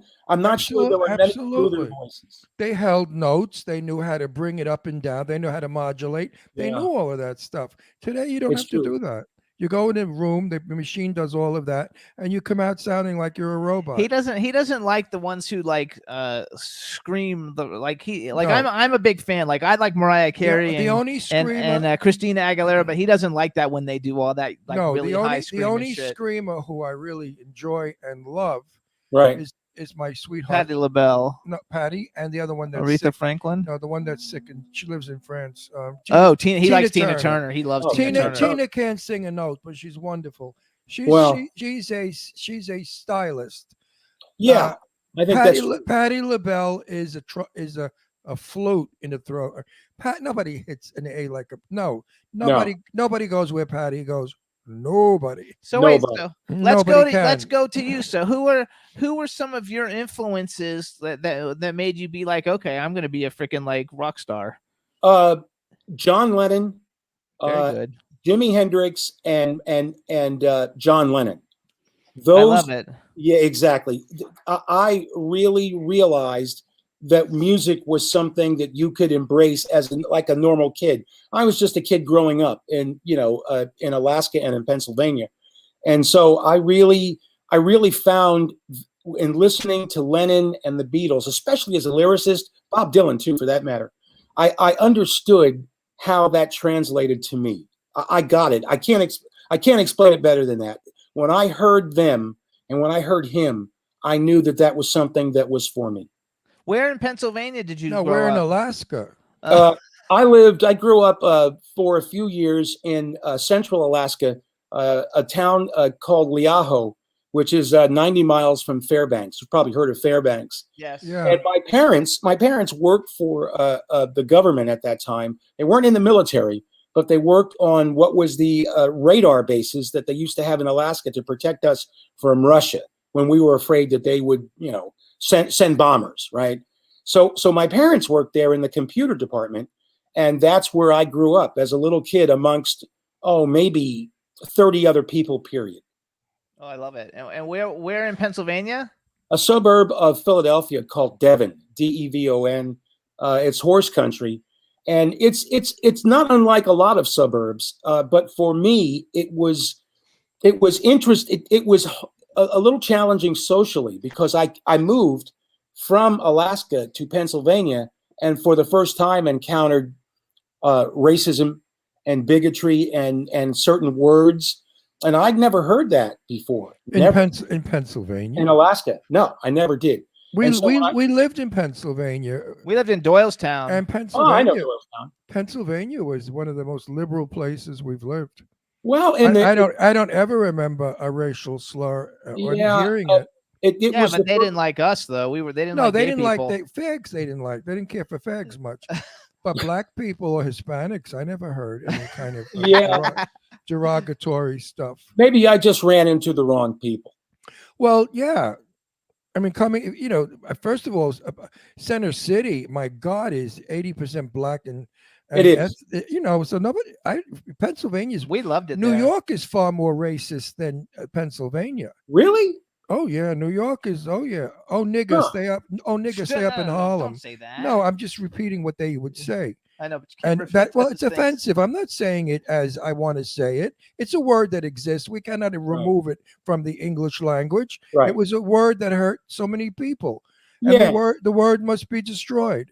Well, you that know, was the and first that's time. what it was. Stay up in Harlem. Don't come downtown where we are. Yeah. Well, and that was what it was. you know It was what? Terrible. I Terrible. think wherever you find human beings, you're going to stumble across one or two of them that No, you there's groups of them.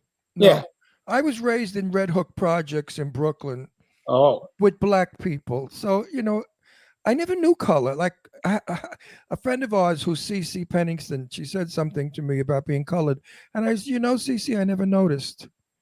And I meant that with my heart. I never noticed she was colored yeah. or African American. I never noticed it because we were from an area where it was okay. But there were other parts of New York, Upper East Side, where it's a no-no. Right. Well, Still is. like I said, for me, growing up as a kid, But you're not even black. I'm sorry? You're not even black.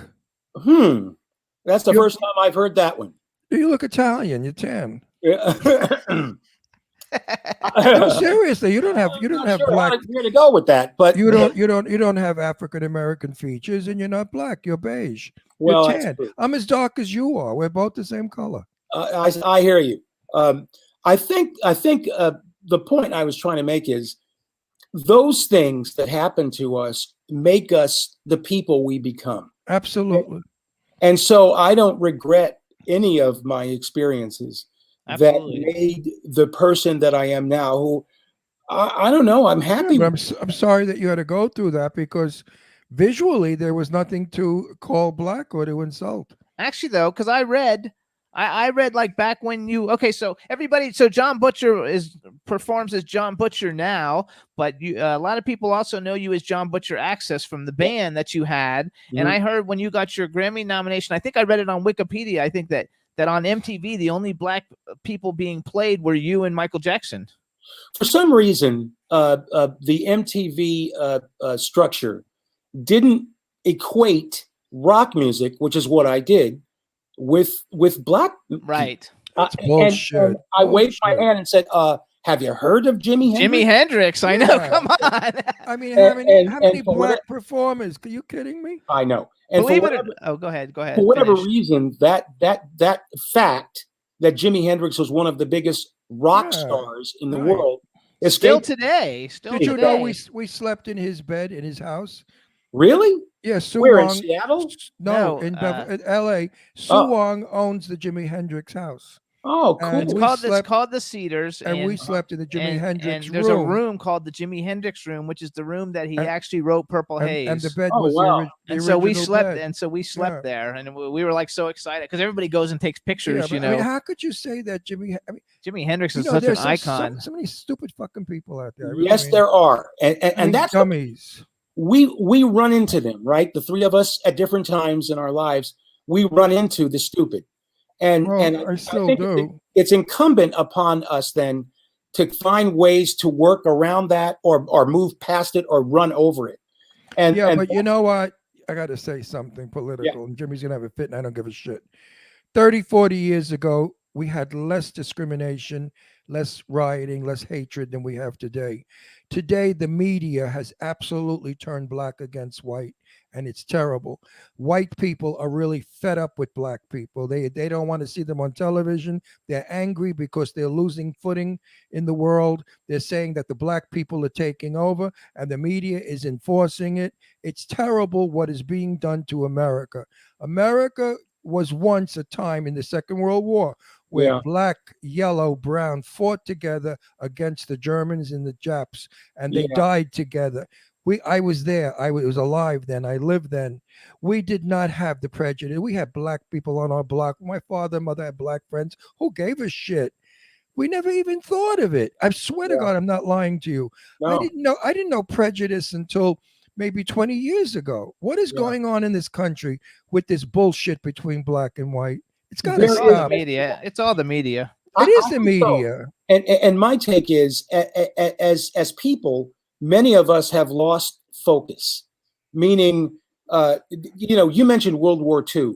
That was a rally call for Americans to rally together and fight Nazism. Right? Enemies. We Enemies. don't period. have that. We don't have common purpose in the way that used to exist. That common purpose is Well, gone. why can't we have constructive common purpose? Why can't we all just get along and build a great country? Why don't we just like knock it off? Stop with the bullshit. Yeah, I Stop agree with with you. stop with the privileged white people. I Yeah. was called once a privileged white person. I said, "Are you out of your fucking mind? I was born in the projects. We were poor as shit. My parents were on home relief. Where Right. was I white privileged? Where the Yeah. fuck are you coming from, white privileged? Well, Anyway, I You know, can't. I explain hate it, all that shit. but I do know that what we as individuals have to do is find a way to maneuver around the stupid. absolutely. I agree 100%. I kind of just blanked them out, but there's so many of them, it's hard to blank out. Yeah, I Me know. too. I know. Going back to your music, because in the chat room they're all saying that they love the single Special Day. So I thought we should brag a little bit for you. Yes. First of all, we've been talking about Jimi Hendrix, and I was like Googling stuff about you, to find more And you're a information. terrific guy. Let me tell you something. I'm so proud to even know you. Oh, thanks, Ron. That's wonderful to hear. Thank you I very really much. mean that. If anybody has any prejudice feelings towards you, they should drop dead. So I read online You though know, that there's many cut and dry, comparisons. honey, cut that and there's dry. lots of many comparisons. Like people often compare you to Jimi Hendrix, and we were just talking to Jimi Hendrix. And I mean, That's if some you're gonna comparison. get compared to somebody, I don't know that there's anybody even bigger that you could get compared to than Jimi Hendrix. That happened more in the early part of my career than it does now. I've been out there long enough now so that people kind of have a take on me Yes. as a musician and a songwriter.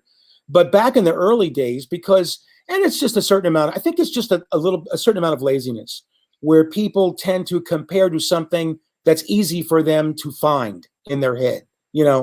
I also was going to say, though, I think that in your early days, you were identifying yourself, and over all these years now, you've identified a sound that is like you can listen to, and you're like, oh, that's John Butcher. Yeah. Like, you have an actual John, definitive sound. You know what's so sad, John? What's that? We're no longer allowed to play our guests' music. No. No, they took us off the air for that. We got in trouble. Oh, which is wow. The communists are taking because we over. like stream live through YouTube. Yeah. We I Yeah. would have loved to have we played can't your we song. can't play it because they shut the thing down. They shut us Yeah, down they shut us Yeah. down. twice. Otherwise, Oh, we I'm would sorry be, to hear that. we would be playing your song. Otherwise, right we would now. play your new music video, which And I everybody would be listening to it and enjoying it. I really think that's wrong of them. I don't know why they have the right to do such a because thing. they own the rights to the song. No, but wait a minute. We don't make money on it. I know we don't, Exactly. It's not as if you're selling it. No. And we have the stars on that are vocalizing it. In other words, Yeah. if your music was on now, you'd be talking about it. We're Yeah. promoting your music. We That's don't a make a shame. nickel. I'm sorry to Yeah. hear that. Oh, you're sorry. I'm even more sorry. I know a lot of guys like me who are making fine music, or trying to anyway, really appreciate these opportunities to reach people. Jimmy, I talked Yeah. to you about this before via Instagram.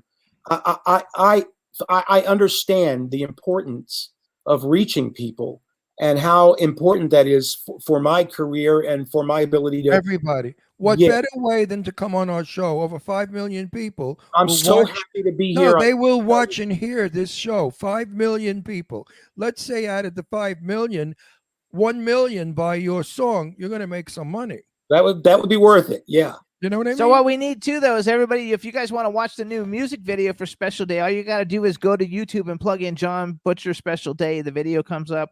You can get the music off his website, johnbutcher.com. Let's do a little bit more like bragging. First of all, so the way I met John Butcher, and Ron will like this, is through Leland Sklar. One of my I love Leland. one of my favorite people in the I world. love him. One of our favorite people, I love too. him beyond belief. Listen to this, guys. I had really never been in a band of equal members. It's always throughout my career. It's normally been putting my name forward. So I met Leland through a mutual musician friend named Ben Schultz, who had a recording studio in Los Angeles, and we started making music. And one day, Lee came by the studio and said, "I love what you're doing. Can I be in the band?" You know, I almost fell down. I had to check my calendar. That's Went, Leland. yeah, Lee, you can be in the band. I'm Yeah. going, thank you, because I he's wrote it down. Barefoot Servants, right? Is Right. that the name of the Barefoot band? Servants. It was so much fun, guys. It was so much fun to work and travel with Lee and to get to know him as a human being. And I He's a have to sweetie say pie. this. He is one of the finest people Absolutely. anyone will ever have the honor to meet ever. Absolutely. Are you in his book? Are you in his book, Shooting the Birds book? I think I am. We have to look for you in there. We have the book. He sent us a copy. Yeah, we're going to be in the next edition. We're going to be in the next edition. Excellent. But He's a Leland, fine human in what I addition love, to what being I a love, talented player. what I love most about Leland is he's so not a homophobic. No. He embraces me and Jimmy. He hugs us. He kisses us. He's not afraid that people are going to say he's queer if he does so. He doesn't have any kind of prejudice at all in his body. He's just the kindest, sweetest, most talented man. I'm so happy and proud to know Leland also. He's a Yeah. sweetheart. I He's a good guy. I feel the same way. There's no room in my soul for prejudice. No, me neither. There just isn't.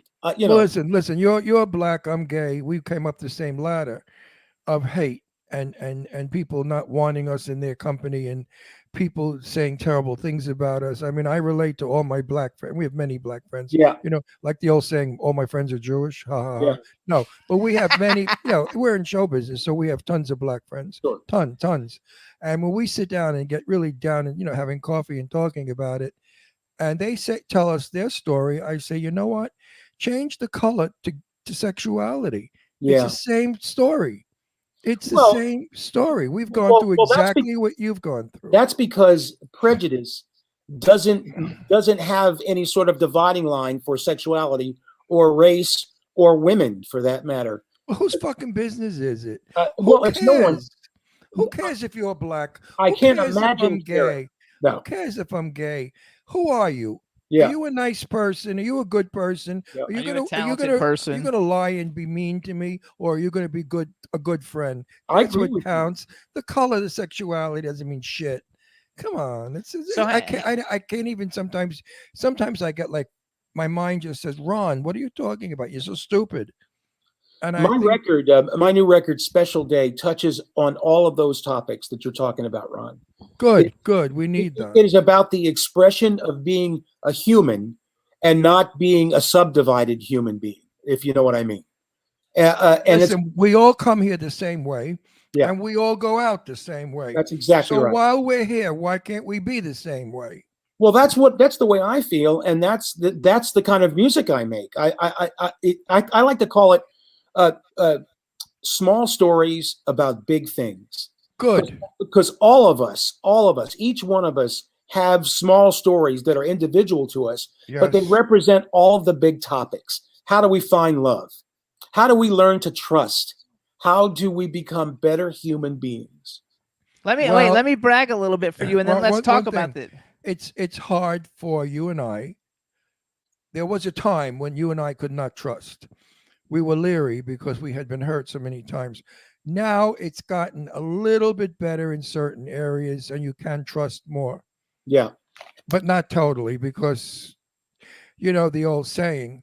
I know my friend Perry Winkler said to me once. She's So just turned 100 she's yesterday. Jewish, and she said to me, "Do you know how many friends I have that are anti-Semitic?" And I said, "Perry, how could you say that? We have great friends." She said, "Yes, they're great, but in the confines and the privacy of their home, they're anti-Semitic, and Wow. they say anti-Semitic things." Which means sometimes in the privacy of friends' homes, they'll refer to Jimmy and I, you know, those two gay guys, the two figs. Huh. And, you know, and that's still, that stigma stays. Yeah, that's not good. I mean, you're the black guy. You'll always be the black guy. Who's that guy? You know, John, the black guy. Oh, you mean Ron and Jimmy, the figs? Yeah, those two and the black guy. Yeah, they were on the television today. Well, You know what I well, mean? listen, that short-sightedness doesn't belong in either of our worlds. Absolutely. Yeah, but you know, Johnny, it is.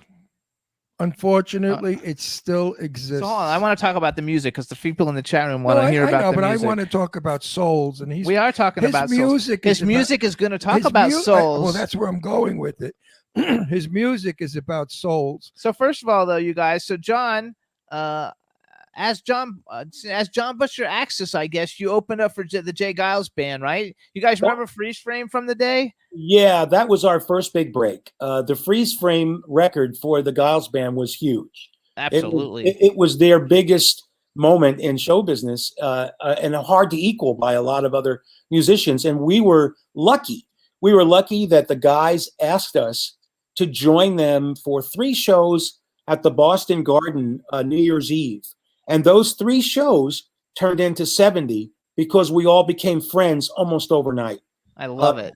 Yeah, it was wonderful. They were very gracious and generous to me in ways I can't even express to you. It was my first entrance into big time music. And I couldn't have asked for a better passport than to be with those guys in that time. I also read that you toured with Rush, Def Leppard, the Scorpions, and you opened for INXS.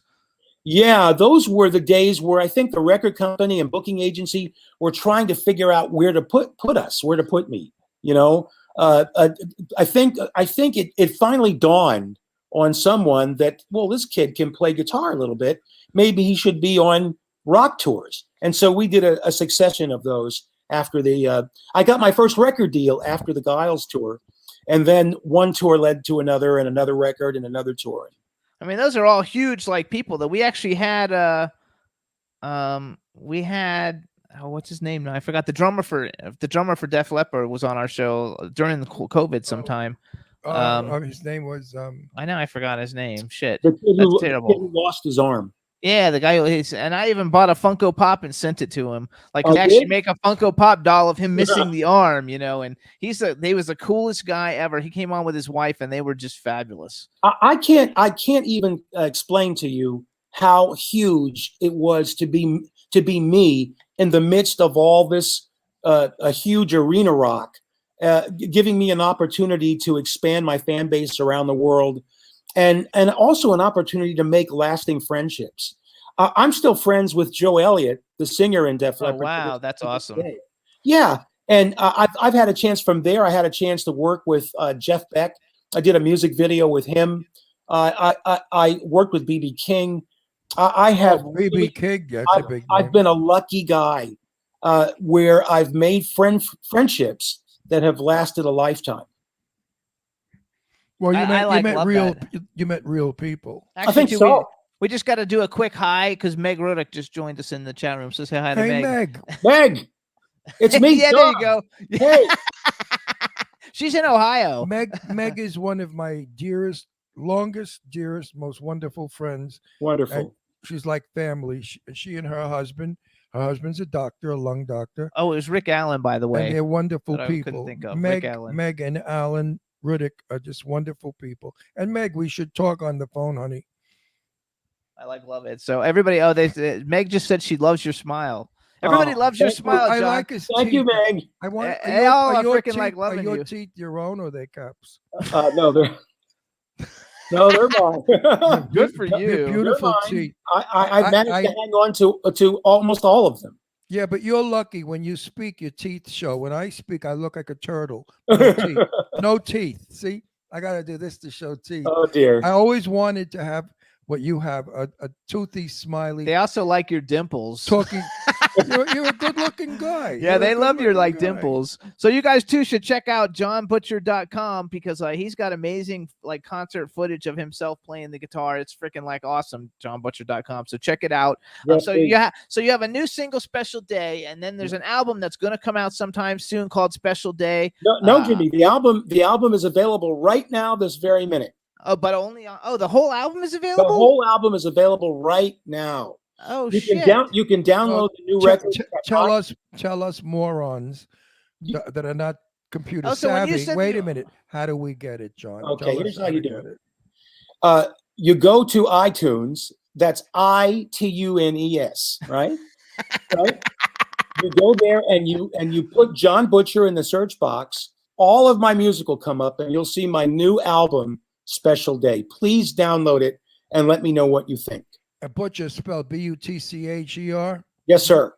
Okay, John Butcher on iTunes. Download it. So Even I tell could us do now, that. because you said it's like the best. Do you think it's your best album to date? Oh, Tell us- there's no question about it. So tell us a little bit about like what went into it and Well, how he you came said- up with he it. said it's got meaning. It's talking about what the problems we have today. I Right? started this record during my enforced COVID vacation, right? Yes. There I was, not working, not traveling, and not touring. And I needed to do something with that energy. So I have a studio. I own a studio. I went into the recording studio, not to make a new record, but just to have it as a release, as a way of me feeling creative. And it turned into an album. I didn't, right before my eyes, I didn't know that was happening until I was halfway through it. At the same time, my wife and I started a vegetable garden. And so though of all of that home stuff and sort of being around the house more and learning how to grow food and making music and writing turned into the album that is now Special Day. I love that. That's beautiful. When I was a kid, we moved from the projects to a little house, and my grandmother had 2 chickens, and she planted all kinds of vegetables and tomatoes and figs, and it was wonderful eating from the garden in the summer months. Of course, it was during the Second World War, and Right. food was going out to the soldiers.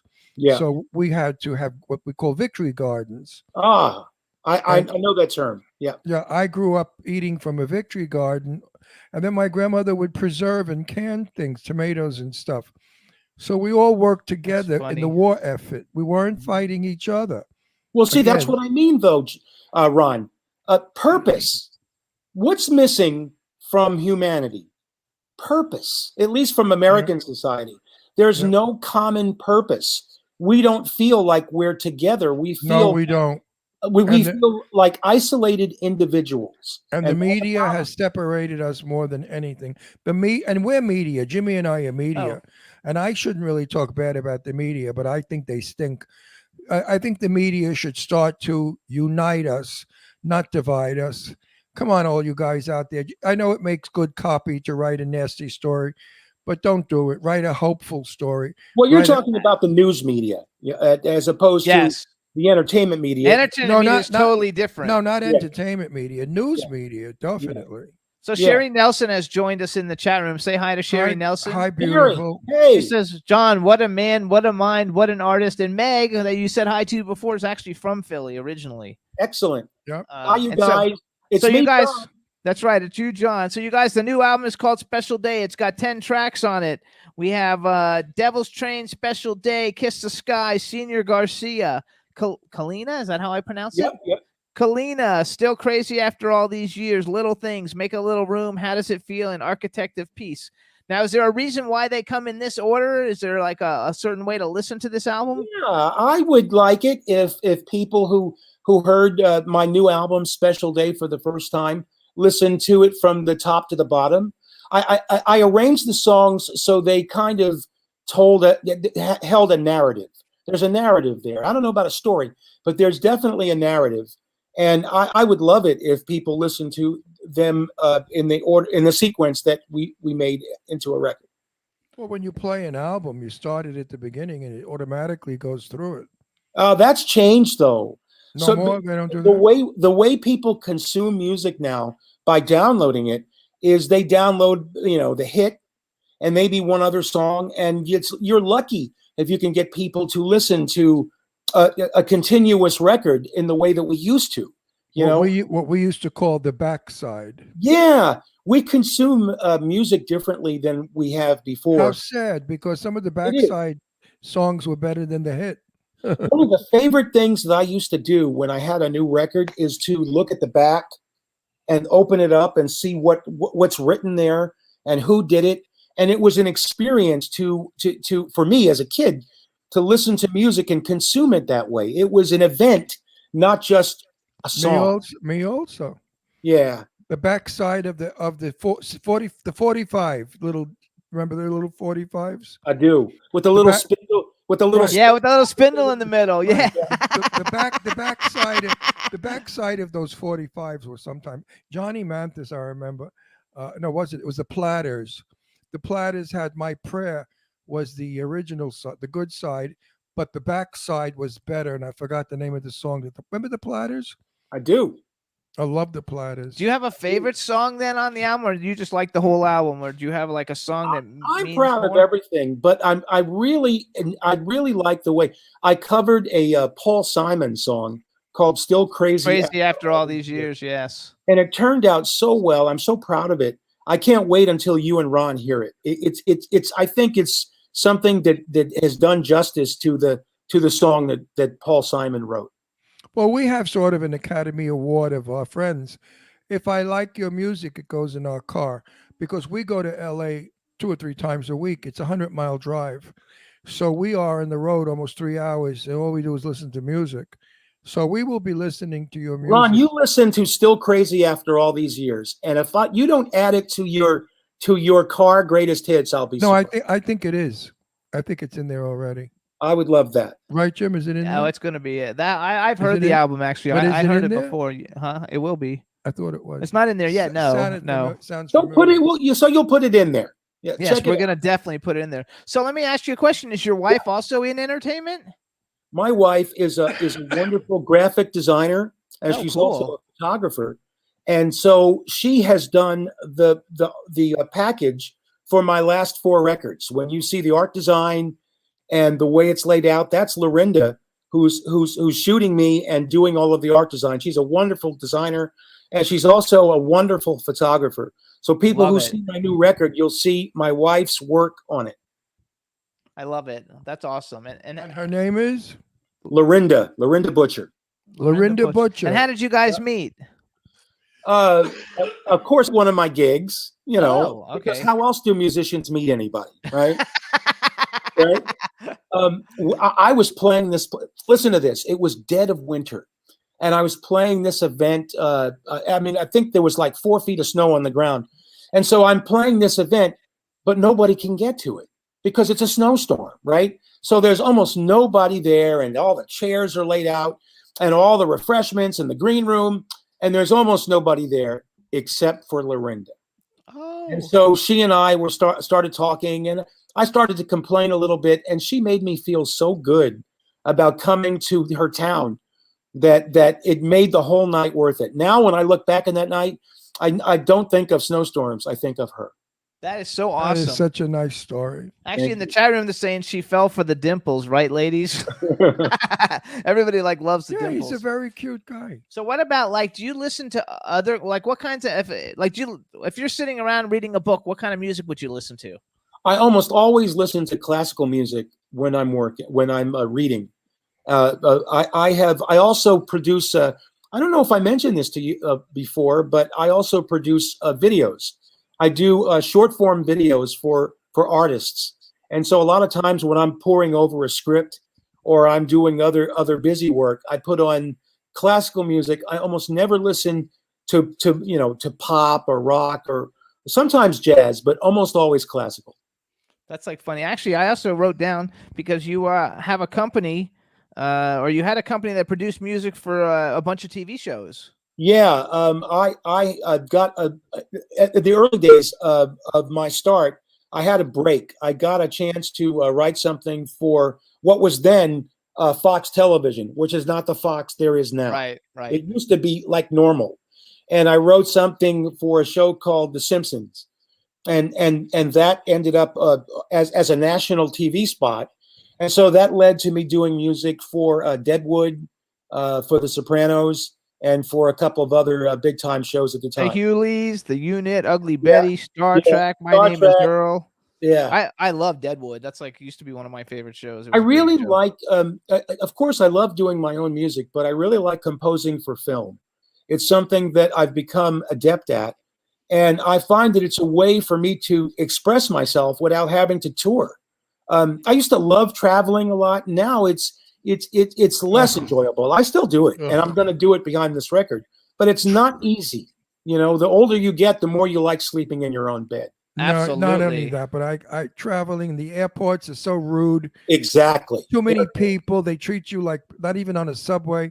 Exactly. I remember getting on an airplane dressed up, having steak and champagne. Now you go on an airplane, they throw a peanut and a bottle of water at you. If you're lucky, you If get you're a lucky. And the guy in front puts his seat back, and now his head's up your ass. Yeah. No. And if you're flying Spirit Halloween, Spirit Airlines, you're really Spirit Halloween. No, Spirit Airlines, you're really screwed. I know. flying is Hey, for man, the. I used to love when I was younger. I used to love flying. It was an adventure. Yes, I because it used to was really wonderful. enjoy the act of getting to the airport, and it was exciting. And now it's drudgery. You know. Well, online, take off your shoes, take off your underwear, take off your bra. Yeah. You know, it's all that nonsense crap shit. Yeah, it got to be And- less and less fun. Well, now at my age, because I'm 81, I walk right through. I don't have to do anything anymore. I Oh, don't they have don't to make you take your shoes off, huh? No, I don't have to take my shoes off or anything. So Once you hit like 75. right, so it's one thing that's good, but just the But it doesn't the do us any treatment, good because he goes through and I'm still stuck back in the line, so we can't go right, anywhere. but the rudeness of the what do they call them now? Not stewardesses, they're called whatever they're called. The rudeness of them is terrible at the gate. If you're getting a ticket problem, if you go up there with a problem and you've been aboard, they're just damn right rude. You know what And- I do, Ron? Whenever I go to the gate, I make friends with the gate staff immediately.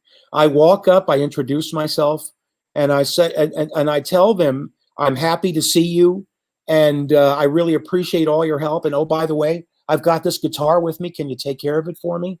I have They never. they don't think you're nuts. I have never had a problem. He's famous ever. though, so like You it's know, different. Well, I'm even- fa- I'm If you famous. or I know, but if like a regular person went up with a guitar, they probably wouldn't give a shit as much as Yeah, John so I'm Butcher going to going walk with up. a guitar. I'm going to say I'm Ron Russell and I star in horror movies. Yeah, there you go. Have you seen any of my horror movies? I probably have, though I couldn't name them by name. But I heard you talking to I heard you Eric. talking before, yeah, to Eric, and I heard you mention horror movies. Can you give me some titles? No. Clown Fear, I big, don't want you. big freaking rat, Clown Fear, Clown Motel 2. They're all winning scripts. It's fun though. It is fun. Winning- actually. I bet you enjoyed it though, didn't you? No, I love the crew. We play with the same actors over and over again, and they're all in their 30s. I'm 81. They're like my grandchildren, which I don't have. And I love all these kids who are so inspired by wanting to be and become great actors, famous, that the energy is good. And I love that. And they love me. They're very good to me. Yeah, You know, Ron, sit down. Are you okay? Ron, do you need help with your lines? yeah. I mean, they treat me like Grandpa Moses.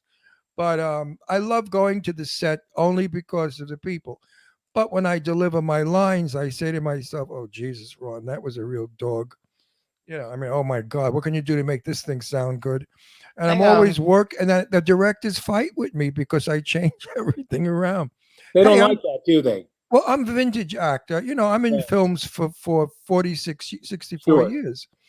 64 years. 64 years. So I was around when film was professionally done beautifully. You Yeah. know, of the Hang on, we got to go because we only have a minute. Okay, whatever. Anyway, it's changed. So I try to teach them, let's do a rehearsal, even though it's not ever done anymore. You don't have a line read or a go through. You do in a big movie, just not in the little shitty ones that and we it's do. terrible because half of them don't know what they're doing. So first of all, I want to tell you, B. Claudia from Germany said she bought your album in Germany and she thinks it is awesome and she listens Love it. to it all the time. And Thank she you. said that the song that you covered, she said, is absolutely amazing. It's a slower version, she said, which I don't know if it is or not. I'm so happy you liked it. It really makes my day.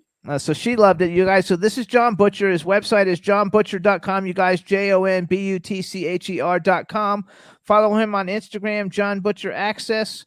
And his Twitter is J Butcher Access. We need to get his social media going, you guys. So let's try to follow him. I'm gonna give him some pointers about that later on. And if John were from Brooklyn, we would have changed his name to John the Butcher. Oh boy. So John, we want to thank you for coming on the show. Oh, Jimmy, thank you. We had a so great much for having time. me. John, Thank you're you terrific. so much. I love talking to you guys. Jimmy, I'm so happy we finally met each other. And I can't Absolutely. wait to talk to you off air sometime, and you can help me with my social media. I sent you an Instagram message about that. Did you respond? Yes, okay, I did. I'll go look at it and we'll work it out. All right, great. Thanks, guys. All right, bye-bye. Hey, Bye, chat room, bye. everybody. We hope you guys had a good time. Thanks so much for tuning in. We want to thank John Butcher and Eric Roberts for coming on the show. We had a great time. Have a great week, everybody. We'll see you next week. Bye, everybody. See you next week. Jimmy, Yeah, this is MC Alfred. I'm just chilling, in the star, yo, sitting down and designing. Where every man them are thinking, what are we gonna be wearing? Yo, I'm a Liverpool MC, you can't test me. Big up the girls inside the party. Let's get down to crazy Jimmy. Big up myself, the known as Alfred, the one and only, the Turkish MC. always love the clothes of Jimmy. Bitch, I'm your one I wanna be. Jimmy Star, new celebrity. We'll take you